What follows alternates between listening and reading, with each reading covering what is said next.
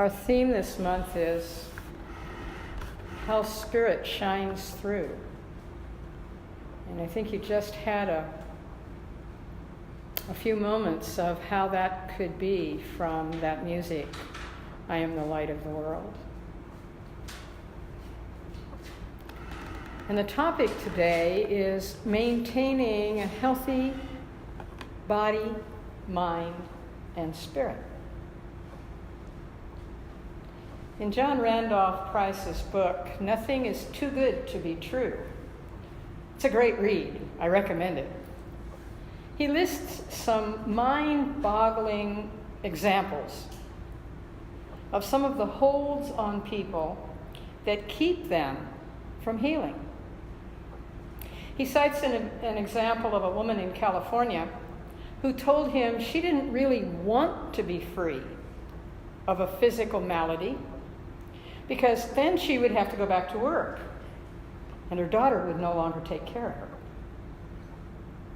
He talks of a man in Florida who thought he'd lose all his friends if he became wealthy, and that the money would bring every member of his needy relatives to his door for handouts.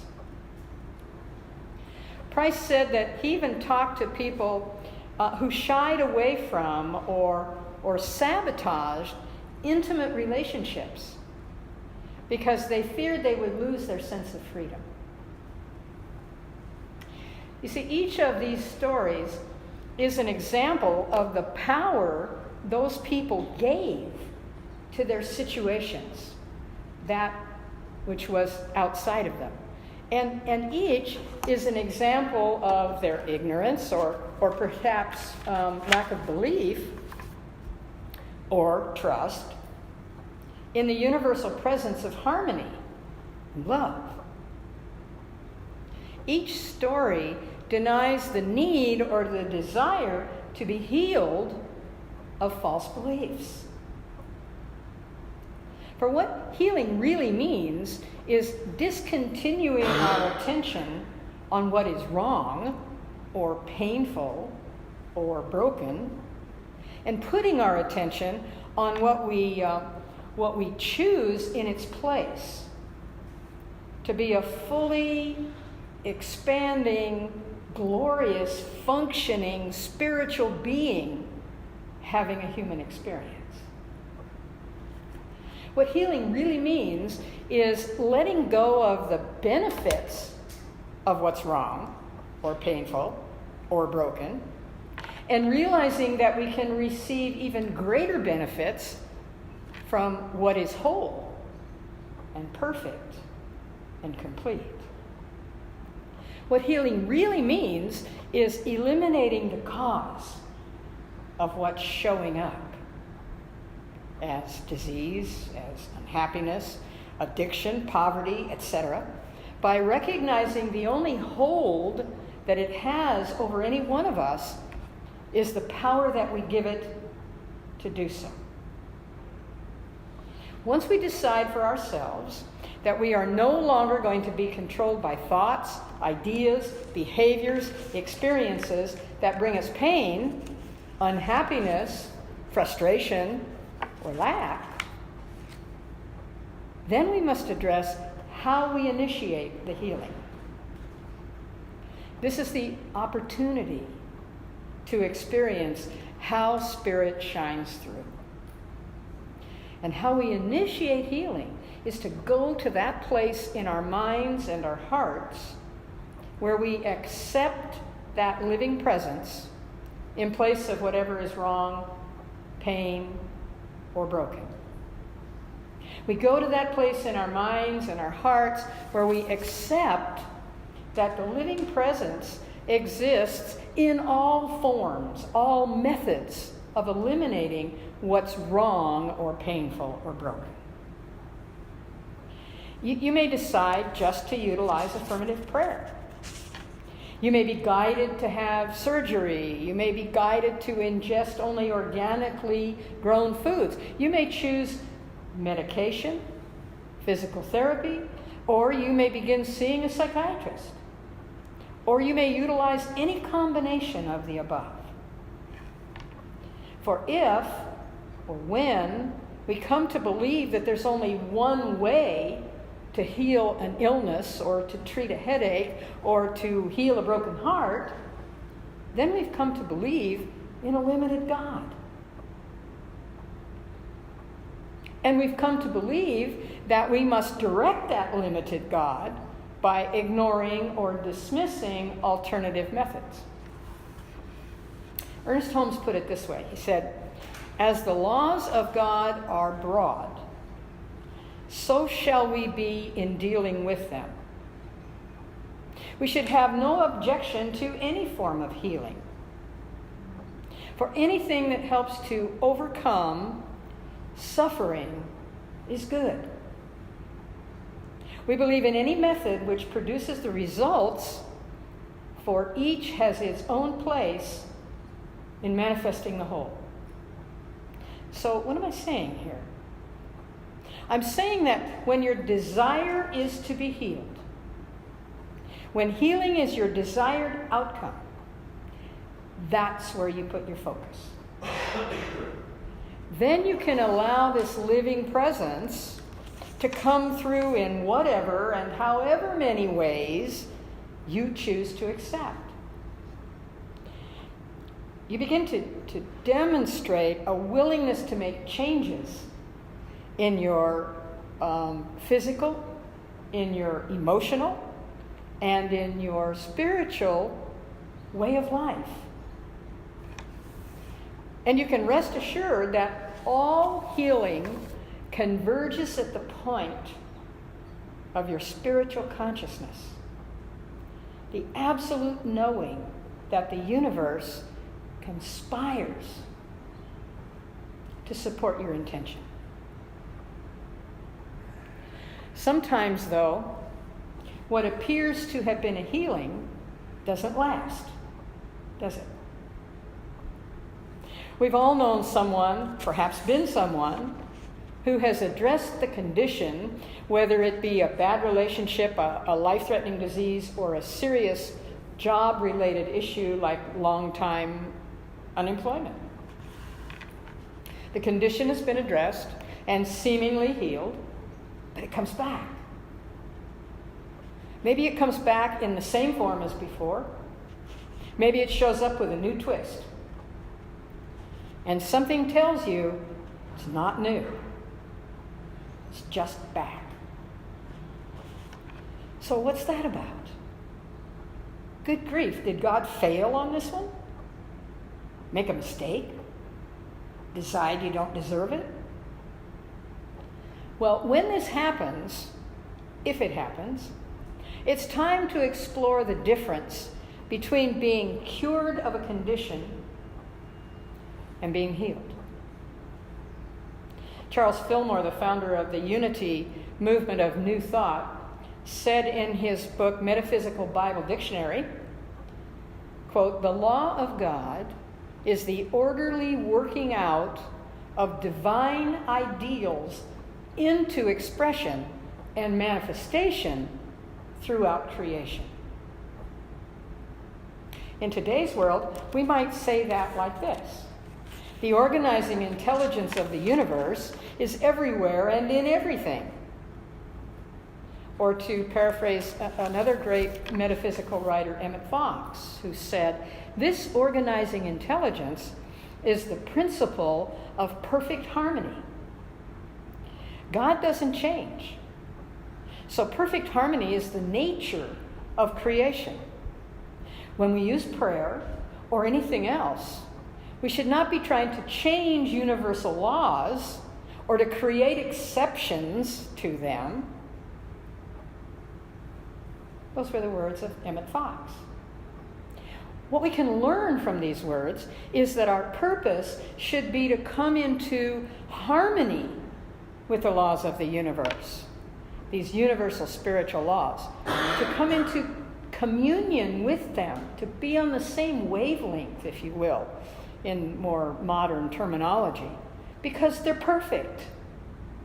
It's only when our thinking is broken or incomplete or resistant to this concept that our unhealthy condition returns or continues. For example, you develop cancer. Something is eating at you, and it's been doing so for long enough that now it's out of control in your physical body. Remember that, in your physical body. But even though you cut that cancer out, shrivel it up, or zap it from existence, if you continue to feel angry, hurtful, resentful, victimized, abandoned, whatever it may have been that's eating at you, the disease may very well reappear in the same way or in a new and different way. The healing occurs and remains when the cause of what's eating you has been released.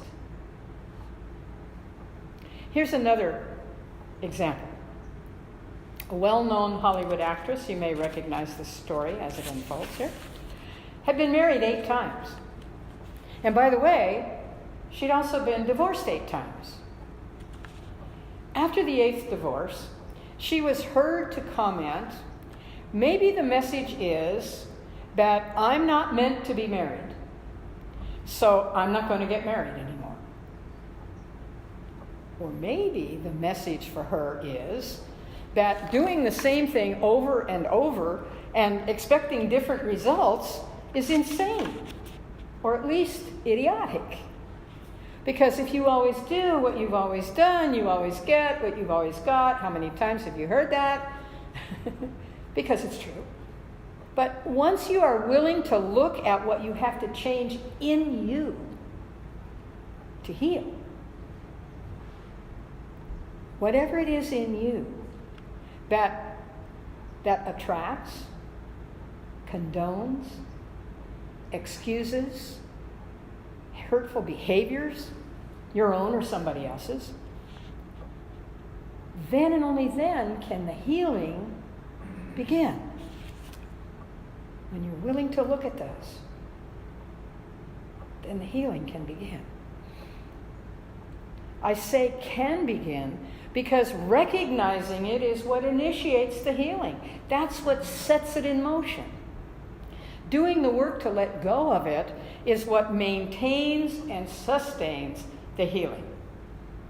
In Science of Mind, we call that a spiritual practice. That's familiar to us. We do that every Sunday morning here in Standing in the Light. So let's talk about what doing the work means.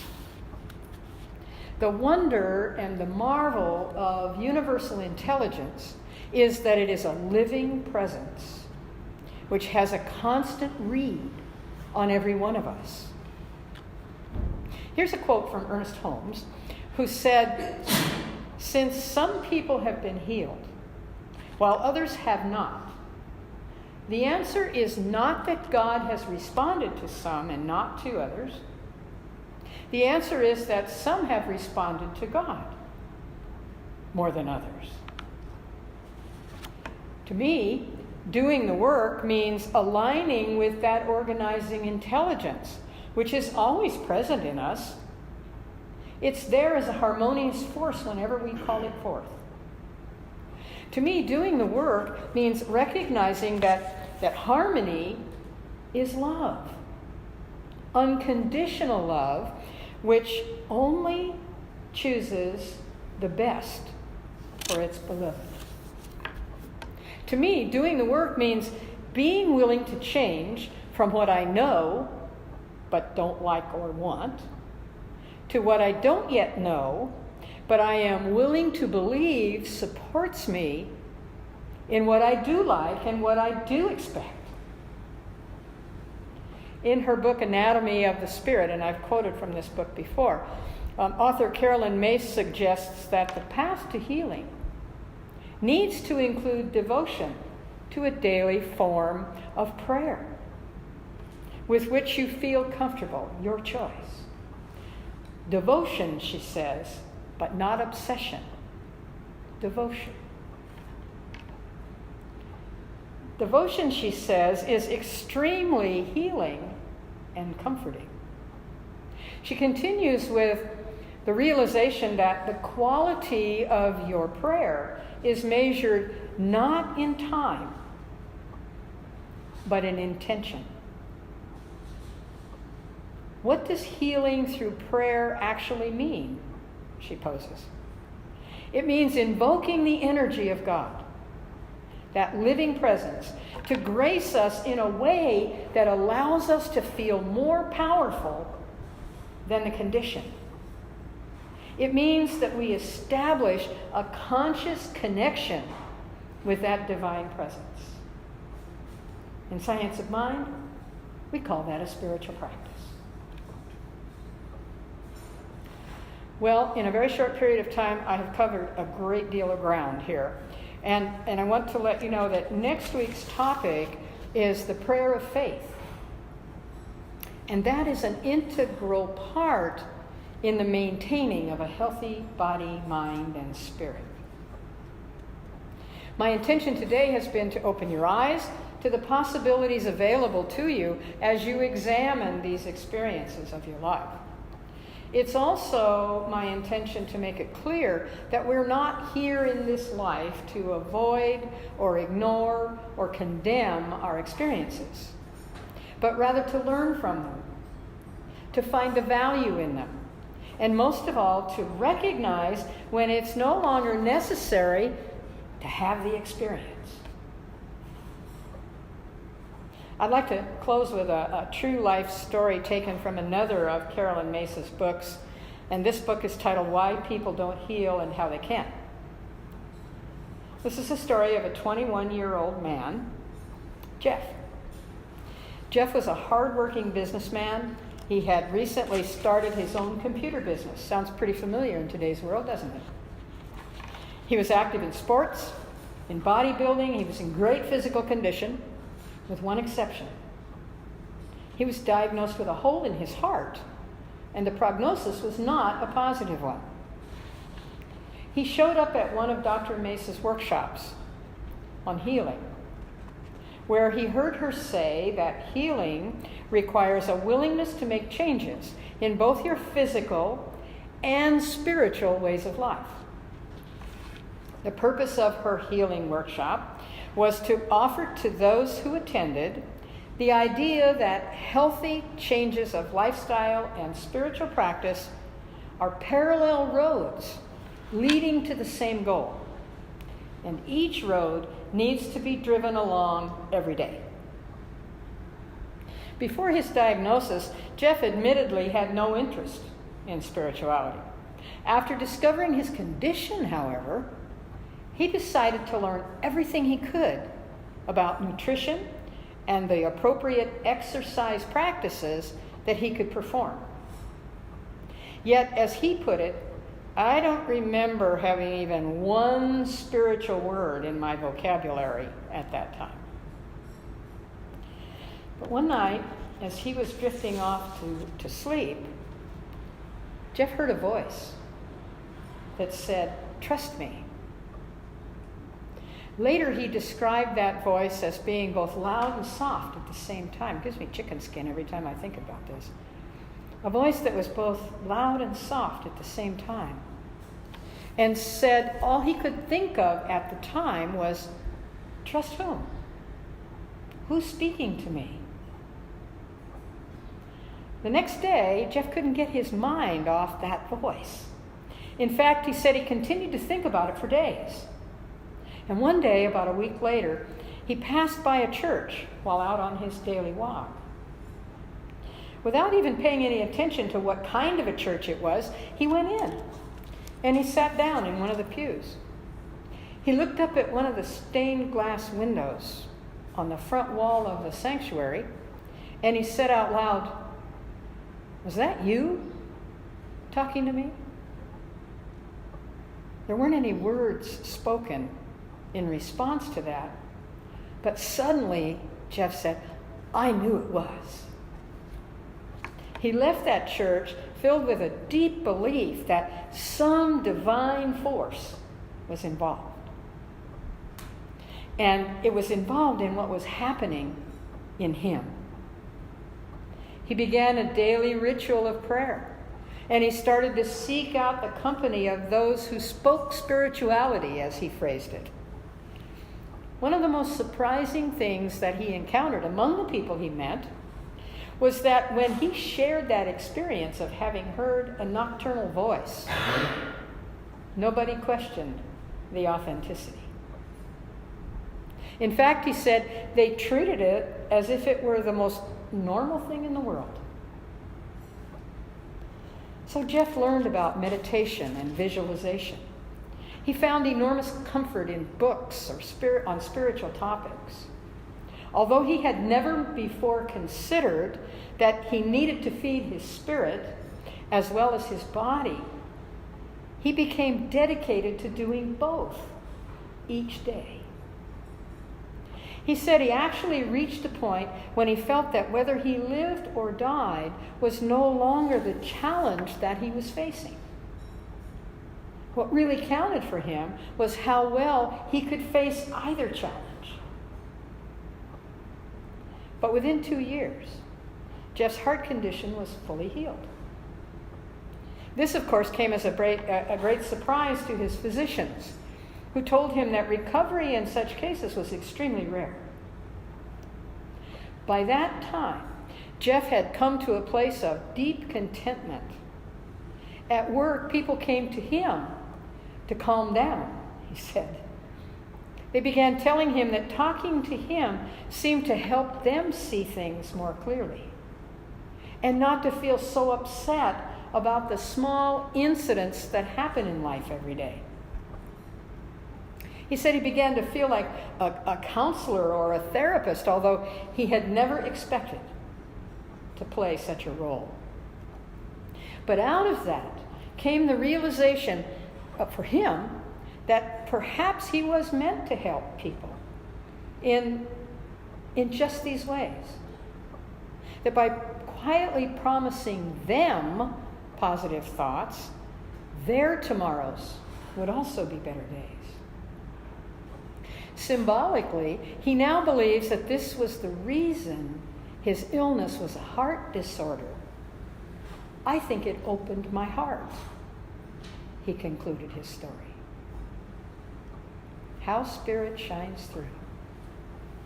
That presence, which is contained within all it creates, awaits only our demand for it to burst forth. It's not only the grandest healing power on earth, it's the only one. It shows up in endless, limitless ways, but on your demand, it always appears when you call it forth. And so it is.